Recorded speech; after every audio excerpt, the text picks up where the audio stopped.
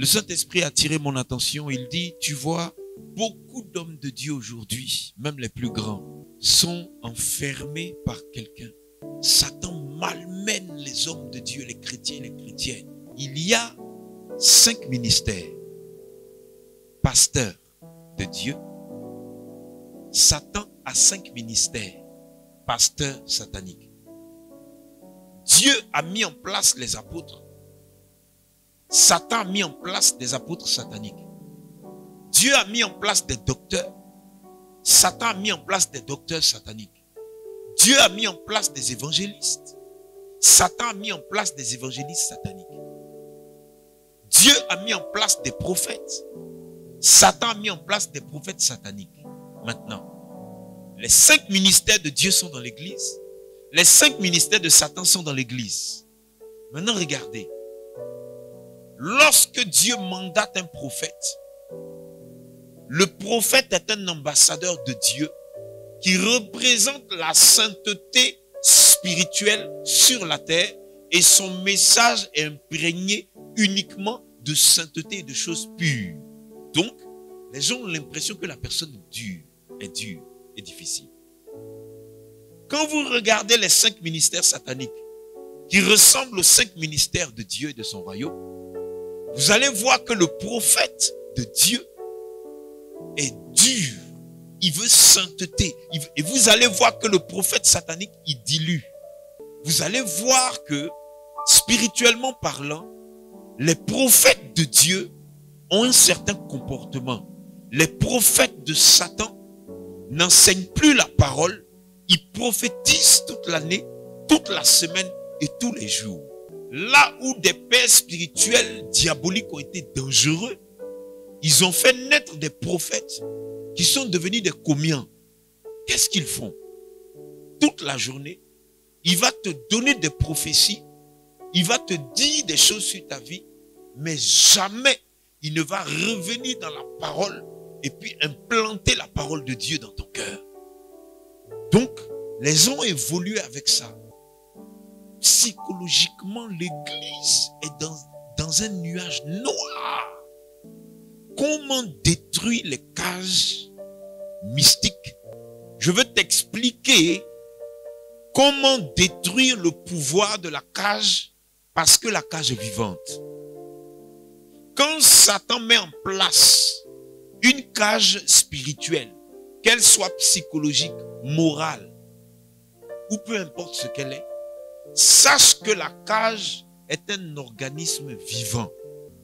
Si vous tombez dans une cage mystique, selon toutes les cages que Dieu a citées, pour pouvoir vous en sortir, ça commence d'abord par la destruction de la chair. Il faut rentrer dans l'arche. Qu'est-ce que l'arche? C'est le lieu où on déposait les tables de pierre. Et puis Dieu apparaissait, parlait à Moïse. Donc, c'est la Bible. C'est la parole. Pour te détacher d'une cage mystique, il faut te rattacher de nouveau à la parole. Et il faut détruire ta chair. En quoi faisant? En t'habituant à faire 3 jours de jeûne chaque mois. C'est le minimum que tu puisses faire. La Bible nous dit dans le livre de la Genèse, que le Père a déployé un pouvoir. Il a déployé un pouvoir et son pouvoir permet de maintenir des planètes en l'air, dans le vide. Son pouvoir permet de créer le soleil qui est plus puissant que la bombe Hiroshima. Son pouvoir a permis de créer les grands luminaires, les petits luminaires, les étoiles. Et son pouvoir a permis de donner à la terre le pouvoir de créer des animaux. Son pouvoir a permis de prendre du sable, de la poussière, de l'argile et de créer un humain. Ce pouvoir, la Bible dit que Dieu te l'a donné un jour. Tu te morfonds en disant à Dieu que tu es devenu pauvre, que ça ne va pas chez toi, que tu n'as pas d'argent. Il dit, mais je t'ai donné le pouvoir. Regarde. La pauvreté vient d'un enfermement dans une forteresse et dans une cage. dont tu ignores la présence et que tu ne comprends pas. La Bible dit, si tu avais la foi comme un grain de sénévé, tu dirais à une montagne ou à un arbre, déracine-toi, va te jeter dans la mer. Le Saint-Esprit est huile d'onction. En tant que huile d'onction, il coule en toi, il coule sur toi. Amen. Donc, tu as une huile vivante qui peut se mouvoir selon ta foi. Cette huile vivante, la Bible dit que cette huile est lumière et c'est un feu dévorant. Cette même huile a 9 caractéristiques. L'amour, la paix, la joie, la bonté, la bénignité, la fidélité, la tempérance, la patience. Dieu t'a donné quelque chose. Maintenant, la Bible dit que cette huile a une sagesse qui n'est pas humaine, une intelligence qui n'est pas humaine. Pour vaincre les cages mystiques, il faut que cette huile coule en toi et sur toi. Jésus-Christ de Nazareth, il est la sainte lumière du monde, il est la sainte porte sacrée qui mène vers de verts pâturages, il est la sainte parole de Dieu. Gabriel dit, il est guérison, il est délivrance. Et le Saint-Esprit dit, je t'ai donné ce pouvoir. Le Père, le Fils, le Saint-Esprit, on les a déposés et puis on est dans notre fonctionnement, dans notre progression. Tout ce que Dieu est, vous l'êtes. Quelqu'un dit Amen. Tout ce que le Saint-Esprit est, vous l'êtes, vous l'avez. Quelqu'un dit Amen. Et tout ce que Jésus-Christ est, vous l'avez. Pour pouvoir détruire le pouvoir des cages mystiques, il dit que chacun d'entre vous puisse acquérir la royauté pour dominer les dominations. Il y a un moyen de sortir, de briser le pouvoir des cages. Il dit l'acquisition de la royauté pour dominer les dominations. L'onction royale dont le Saint-Esprit parle fait partie du processus de transformation du chrétien ou de la chrétienne. Maintenant, il n'y a pas d'âge pour recevoir l'onction royale. Mais on a besoin d'une certaine maturité. Il y a des étapes de la transformation. Premièrement, tu crois en Christ. Deuxièmement, tu le reçois dans ton cœur. Troisièmement, tu t'en vas au baptême par immersion. Et le baptême par immersion est une porte sacrée, est une porte spirituelle qui, elle, te donne la possibilité d'accéder à Christ. L'eau ne purifie pas, mais c'est un portail. Maintenant, le portail là, une fois qu'on vous plonge dans l'eau et qu'on vous sort, Dieu dit, Satan, il ou elle vient de plonger. Donc, tu n'as plus de pouvoir et d'autorité parce qu'elle a fait le choix de quitter le monde des ténèbres. Elle a pris l'engagement d'une bonne conscience de plonger. Maintenant, la Bible dit, pour acquérir l'onction royale en question, quand tu ressors, il te faut accepter de devenir une nouvelle créature. Une fois que tu sors de l'eau, le Saint-Esprit est censé venir sur toi et te transformer pour que tu entres dans la nouvelle naissance. Quelqu'un dit Amen. Quand il est en train de te transformer, c'est parce que tu le veux bien. Sinon, ta chair peut combattre le Saint-Esprit de Dieu. Et pourtant, il est plus puissant que toi. Ça est dans la Bible. Donc, la nouvelle créature va être un être maintenant de feu qui n'est plus fils de ton papa et de ta maman, mais qui est fils de l'Esprit Saint qui est en train de te transformer pour te faire rentrer dans la nouvelle naissance. Tu deviens quelqu'un d'autre et tu deviens le fils d'un esprit, malgré que physiquement sur la terre, tu es né de ton père et de ta mère, mais ce que personne ne voit et ne sait, c'est que le Saint-Esprit te conduit à devenir une autre personne. Tu es le fils du Saint-Esprit de l'Éternel. Tu es un être de feu au milieu des humains. Je ne sais pas si tu as bien compris ça. Tu deviens un homme de feu, une femme de feu, fils du Saint-Esprit qui lui-même est un être de feu. Il y a des mystiques qui voient que tu es un être de feu. Maintenant, il dit, quand tu deviens un être de feu, tu vas acquérir 3 choses. Tu vas acquérir premièrement une autre sagesse, parce que tu es le fils d'un esprit saint. Tu vas acquérir une autre intelligence, parce que tu es le fils d'un esprit saint. Troisièmement, tu vas acquérir 9 dons spirituels surnaturels, parce que tu es le fils d'un esprit saint. Pourquoi tu vas acquérir ces 3 choses? Pour combattre les dominations, les autorités, les princes des ténèbres, les esprits méchants. Il est en train de te préparer à faire quelque chose. Les infirmes il est en train de ramper comme ça, polio, il a des jambes coupées, mais ils doivent guérir, c'est-à-dire à ta vue. Pendant qu'il te transforme et qu'il te donne une onction, il dit, emmène-la à la perfection et tu vas accéder à l'onction royale.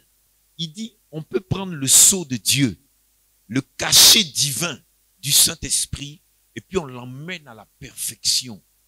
Pourtant, quand tu reçois l'onction royale, c'est une dimension redoutable. Et le Saint-Esprit dit, cette dimension redoutable, tu peux l'élever à une perfection que les humains n'ont jamais vue.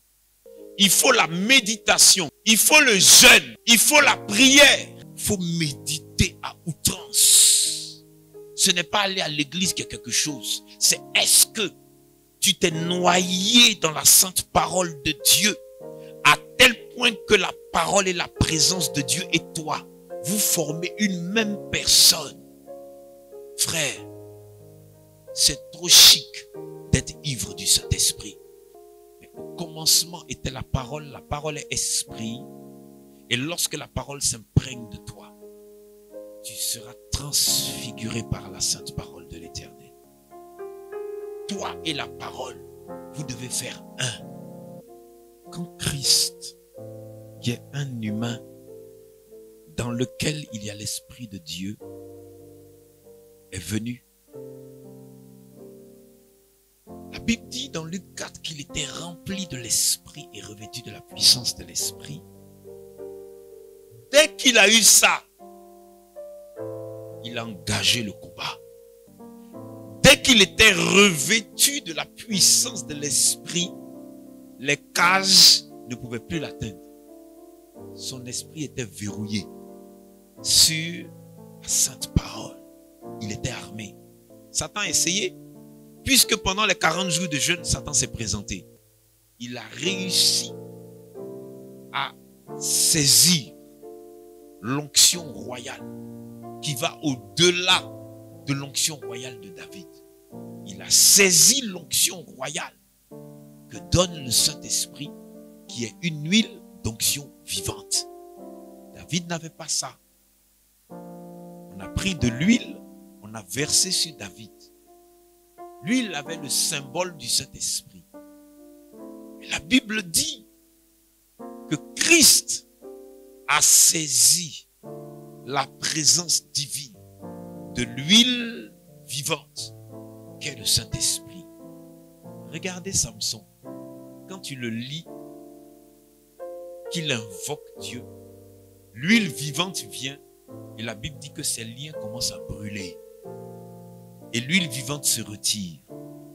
Donc, ils avaient des manifestations, mais ils n'avaient pas la présence permanente de l'huile vivante qui coule en toi et sur toi. Le Saint-Esprit dit, regardez, merci Saint-Esprit, il vient de me rappeler quelque chose. Comment j'ai arrêté la cigarette? Quand l'huile vivante est venue, c'est pour ça que je vous dis que c'est personnel. Quand l'huile s'est manifestée, j'ai saisi. La cigarette s'est arrêtée. L'alcool, la bière, ça s'est arrêté. La débauche sexuelle s'est arrêtée. Une fois que l'huile vient, que tu engages le combat, tu dois maintenir la présence de l'huile. C'est cette huile que quand je viens vous voir, Dieu distribue. Il distribue. Il dit, Moïse, je vais prendre sur ta tête pour leur donner. Le Saint-Esprit te pose une question. Tu peux avoir des dons spirituels. Tu peux être un chrétien, une chrétienne. Mais est-ce que tu as accompli correctement la procédure qui emmène le sceau de Dieu à la perfection et qui te donne l'onction royale? Tu vas voir que tu as beaucoup de talents. Tu as des dons et tu es pauvre. Quelle est la gage? Quel est le droit que tu as donné à Satan? Jésus-Christ a engagé le combat et il demeure invaincu. Christ était soumis, fils de Dieu. Il attendait que le Saint-Esprit vienne. Quand le Saint-Esprit est venu, il a été conduit dans le désert. Il a été formé, il a été transformé, il a été élevé. Le sceau de Dieu était tellement terrible sur Jésus-Christ de Nazareth que même quand le corbillard passe, il dit déposez-le ici. La personne se lève. Dans quelle cage Satan t'a mis et puis tu as perdu la foi à ce point? Même si on a coupé ton courant, même si tu n'as plus d'argent, il dit reprends ta foi. C'est toi qui encourageais tout le monde à l'église. C'est toi qui soulevais le sceau de Dieu à la perfection. Jésus-Christ dit, Lazare, son corps est pourri. Il dit, sors. Quand il sort, il dit, détachez-le. Il savait que l'enfant était en train de mourir. On l'appelait, il n'est pas venu. Il fallait que Lazare meure. Parfois, nous sommes là. Notre vie devient vilaine, horrible. Toi-même, tu penses que tu es maudit. Il fallait que Lazare meure dans ta vie. Quand Lazare meurt et qu'il pourrit, l'onction monte en toi. Si vraiment tu es né de Dieu. Quand Lazare meurt, l'onction monte en toi. Et tu fais sortir tout ce que tu as perdu du tombeau. Tu dis à ta vie spirituelle, sors du tombeau, car en Christ j'ai reçu la puissance de la résurrection. Tu dis à tes finances, que mon argent sorte du tombeau et ressuscite, car j'ai reçu de Christ la puissance de la résurrection. Tu dis, que la stérilité se retire et que la fécondité sorte du tombeau. Je veux te voir, car j'ai reçu la puissance de la résurrection. Tu dis, que ma vie professionnelle sorte du tombeau, car j'ai reçu la puissance de ressusciter tout ce qui était mort. Tu dis, que ma vie sociale, ma position sociale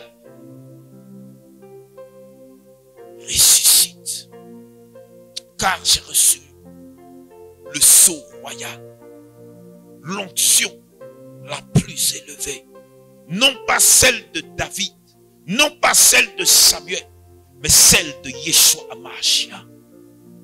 Ressuscité, tu as reçu l'onction royale, parce que Christ et le Saint-Esprit sont l'onction royale. Le Saint-Esprit a voulu que tu viennes ce soir pour que ton esprit ressuscite, pour que ton âme ressuscite, parce que tu es comme un mort, une morte vivante. Tu ne vois plus rien, tu ne vois plus la gloire de Dieu, tu ne vois plus la sainte lumière de Dieu. Il dit, tu as l'onction royale. Emmène le sceau à la perfection. Méditation, jeûne, prière. Ne cherche pas à être célèbre. Parce que l'onction royale qui t'a localisé ce soir va te donner une réputation dans la nation. Jésus-Christ s'est caché 40 jours, 40 nuits, mais quand il est sorti, la Bible dit que le royal sur sa vie a fait décoller sa notoriété et sa réputation. Quelle est la cage qui te bloque? Quelle est la cage? Est-ce qu'elle est sexuelle? Est-ce qu'elle est morale, psychologique? Qu'est-ce que c'est? Il dit, je t'ai tout donné. Tu as 3 pouvoirs. Le pouvoir du Père, le pouvoir du Saint-Esprit, le pouvoir de Jésus-Christ de Nazareth. Engage le combat.